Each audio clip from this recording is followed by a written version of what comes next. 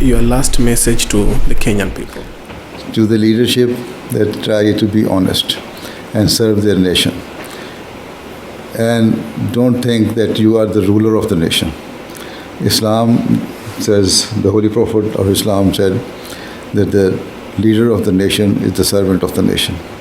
If your leadership realizes, and the leadership of every underdeveloped country realizes it, you can better serve your nation and you will prosper and progress.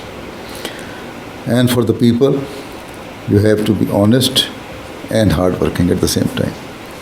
You see, our people, our businessmen, our trader, they do not honestly pay their tax, due tax.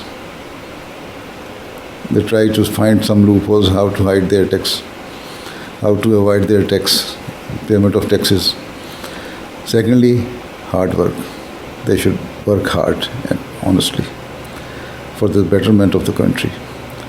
The Holy Prophet said that love of your country is part of your faith. If you follow this guideline, instruction, and make it a motto that you love your country because of your faith, and for that you will have to work hard. So then everything will be okay. So both leaders and the people should realize their responsibilities and work honestly and do hard work. Okay, thank you. Right? Yeah. Shukran. Thank you.